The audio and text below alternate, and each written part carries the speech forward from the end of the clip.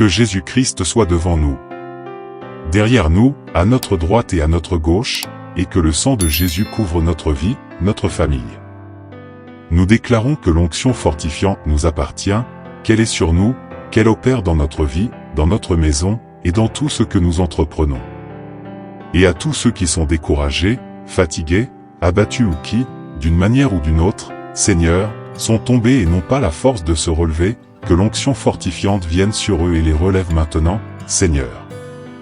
Qu'il y ait un renouveau de force, un renouveau d'énergie, d'entrain, et que ces personnes puissent, Seigneur, non seulement marcher, non seulement courir, mais voler sous l'onction du Saint-Esprit. Libère ta puissance, Père, sur la vie de chaque personne qui prie en ce moment et touche-les, Père, avec ta grâce, avec le toucher de Jésus-Christ. Nous te demandons, Seigneur, d'apporter le gouvernement de l'Esprit sur notre vie, d'apporter le gouvernement de l'Esprit sur notre cause. Délivre-nous du mal, Seigneur, délivre-nous des pièges de l'enfer, délivre-nous de toutes les ruses de Satan, et nous te prions au nom de Jésus de nous guider, de nous protéger, et que ta main puissante, Père, nous conduise en toutes choses au nom de Jésus. Que Dieu bénisse ta vie, que Dieu bénisse ta maison.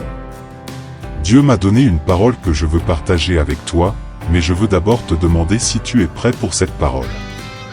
Nous sommes remplis de tant de choses négatives que cela finit par diriger notre vie. Se débarrasser du négatif, c'est ce que nous devons faire. Tu dois te vider de ce qui n'est pas bon. Il est facile de continuer sa vie en étant attaché à des choses qui nous tirent vers le bas, comme la culpabilité, le ressentiment, le doute, l'inquiétude. Ces choses, d'une manière ou d'une autre, te paralysent, elles te tirent vers le bas, elles pèsent sur ta vie. Nous sommes tellement habitués à porter des fardeaux que, lorsque nous marchons un moment sans poids, nous ressentons même le manque de ce poids. Malheureusement, c'est la réalité de beaucoup de gens, ils portent quelque chose qui ne leur appartient pas. Le problème, c'est que lorsque tu permets à ces émotions négatives de prendre de la place dans ta vie, elles s'installent. Et tu sais pourquoi? Parce que tu es comme un réceptacle. Nous devons comprendre que notre vie ne peut pas être un calice de choses négatives. Le vrai problème, et je veux que tu fasses attention à ce que je vais dire, c'est que si certaines personnes n'aiment pas leur vie, c'est parce que leur réceptacle, leur cœur, est contaminé. En réalité, ce n'est pas que ta vie n'est pas bonne, ce n'est pas que tu n'as pas d'opportunité, c'est que ton cœur est contaminé. Autrement dit, 70% de ce que tu portes peut être rempli de négatif, et c'est pour cela que tu n'aimes pas ta vie, parce qu'il y a trop de négatif dans ton cœur, et cela doit être éliminé. Tu ne peux pas garder autant de mauvaises choses en toi. Ces personnes ne réalisent pas que 70% de leur réceptacle est rempli de négatif. La Bible dit quelque chose, écoute bien ce qui est écrit, ne donnez pas de place au diable. Cela ne parle pas seulement des forces des ténèbres, mais aussi de donner place, dans ton cœur, à des choses négatives. Donc, tu es rempli de haine, tu es rempli de colère, tu es rempli de doute, tu es rempli de sentiments mauvais, tu caches des choses à ton conjoint, et cela introduit le négatif dans ta vie. Ce n'est pas que tu n'as pas de bénédiction, ce n'est pas que Dieu n'est pas dans ta vie, mais ton cœur est occupé par des choses très négatives. Comprends bien une chose, nous avons tous des émotions et des sentiments négatifs. Chaque matin, quand nous nous réveillons, nous devons nous débarrasser de tout ce qui est négatif du jour précédent. Tu dois te déconnecter du passé. Le père d'Abraham a perdu un fils, et cela l'a dégoûté du pays où il vivait, et c'est compréhensible, non? N'importe qui serait dégoûté s'il perdait un fils, c'est une douleur terrible. La Bible dit qu'il allait vers une terre bonne, une terre prospère, mais en chemin, il a trouvé une ville portant le nom de son fils, et il s'est installé là.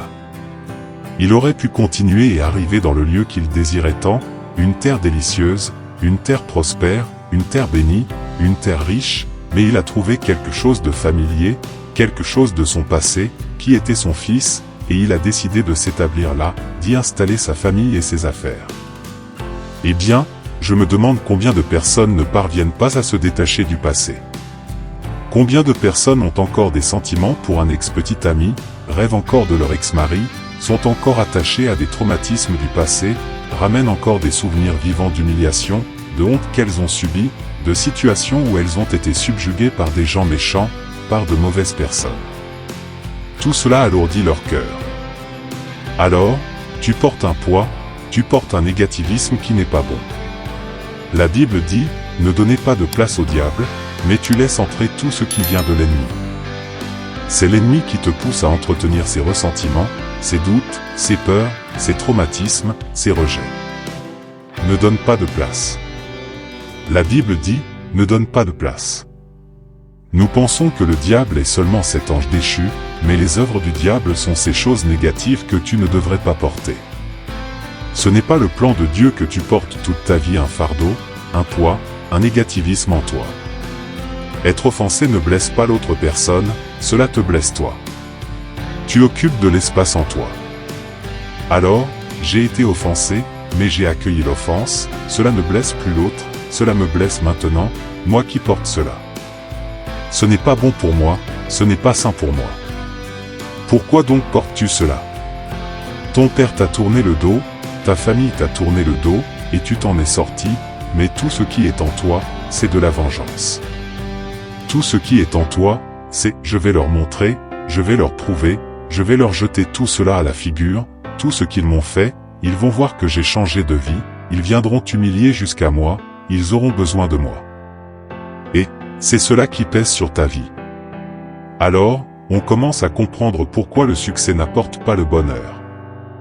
Ce n'est pas le succès qui va remplir ta vie. Le succès n'apporte pas le bonheur, le succès est bon, c'est une promesse de Dieu que tu sois prospère, que tu sois béni, mais ce n'est pas cela qui va apporter le bonheur dans ta vie.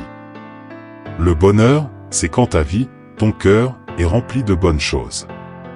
C'est quand tu es rempli de gratitude, rempli d'amour, rempli de bonté, rempli de la présence de Dieu, sans donner de place au diable en toi.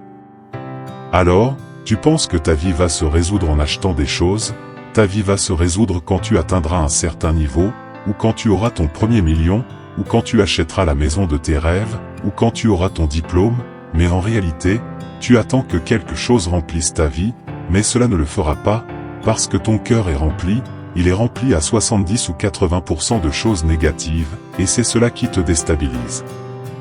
Tu peux voir une personne très compétente dans son travail, mais si elle a un problème qui pèse sur son cœur, elle ne pourra pas donner 100% de son attention, de son temps à ce qu'elle fait. Chaque jour, des pensées d'inquiétude surgissent, comment vas-tu payer les factures? Et si le résultat médical n'est pas bon? Et si tu n'arrives pas à te débarrasser de ce problème? Eh bien, dis simplement, non merci, je sais que Dieu contrôle ma vie, qu'il me tient dans la paume de ses mains, et qu'il m'amènera là où je dois être. Tu dois refuser de garder ces sentiments mauvais en toi. Tu dois commencer à te libérer de cela, tu dois les sortir de toi. Amen. Enlève cela de toi, tu peux le faire, retire cela de toi, fais-le. Vide-toi du négatif et remplis, voici la suite de la traduction. Seigneur, je te demande aussi d'ouvrir des visions spirituelles, d'ouvrir l'ouïe spirituelle de ton peuple, de donner des rêves prophétiques à tes fils et à tes filles ici présents. Je veux déclarer, Père, que cette personne qui est disciplinée, qui a mené une vie d'athlète, m'écoute en ce moment et qu'elle a demandé à Dieu de pouvoir devenir une athlète professionnelle. Elle veut percer, et je déclare qu'elle va non seulement percer, mais qu'elle va également avoir une grande histoire de succès au nom de Jésus par cette parole que je libère sur ta vie dès maintenant au nom de Jésus. Je bénis ton travail, je bénis tes rêves, je bénis tes projets et je déclare au nom de Jésus qu'il n'y aura rien de négatif ni de mauvais en nous, mais que la paix de Jésus-Christ vienne sur nous, que la joie du Saint-Esprit vienne sur nous. Nous pardonnons à ceux qui nous ont fait du mal, à ceux qui nous attaquent, à ceux qui nous envient, à ceux qui ne nous aiment pas. Nous pardonnons et nous déclarons que nous sommes libres par Jésus-Christ. En nous, il n'y a que Dieu, il n'y a que la présence de Jésus-Christ, il n'y a que la vie de Dieu, il n'y a que la joie, il n'y a que le pardon, il n'y a que l'amour, la bonté, la charité, oui, en chacun de nous, au nom de Jésus.